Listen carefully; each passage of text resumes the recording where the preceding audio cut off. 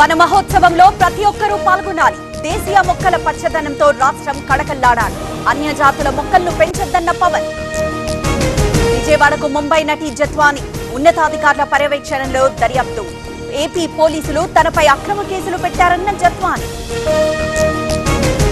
YCP అరాచకాలకు జత్వాని ఉదంతం నిదర్శనం. కేసులో ఐపీఎస్ల పాత్ర ఆందోళన కలిగిస్తోంది. టీడీపీ నేత బుద్ధా వెంకన్న కామెంట్స్. కలెక్షన్స్ కోసమే హైడ్రా పేరుతో బెదిరింపులు. హామీలను అమలు చేయలేకే హైడ్రామా. కూల్చివేతలపై డీకే అరుణ హాట్ కామెంట్స్. రామ్నగర్ లో అక్రమ నిర్మాణాల కూల్చివేత. నాలాలపై ఆక్రమణలు కూల్చివేసిన అధికారులు. భారీగా పోలీసుల మోహరింపు.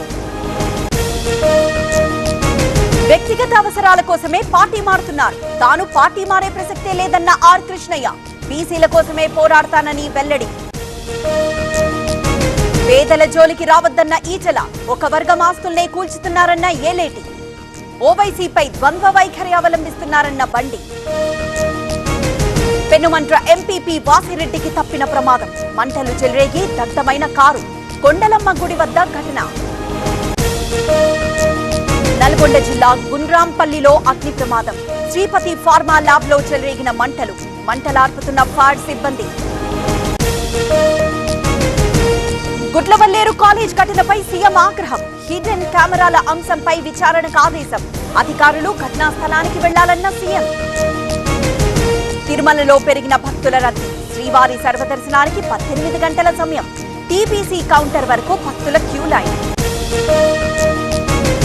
రాజమండ్రి జైలు దగ్గర సినీ ఫక్కీలో కిడ్నాప్. సంజయ్ అనే వ్యక్తి కిడ్నాప్ అయినట్లు గుర్తింపు. 4 బృందాలుగా గాలిస్తున్న పోలీసులు. ఖమ్మం జిల్లా అంకమ్మ ఆలయంలో చోరీ. వెండి బంగారాభరణాలు అపహరణ. సీసీ ఫుటేజ్ ఆధారంగా పోలీసుల దర్యాప్తు. రామరాజులంకలో మహిళల ఆందోళన. తాగునీరు రావడం లేదని నిరసన. పంచాయతీ ఆఫీస్ కి తాళం వేసిన మహిళలు.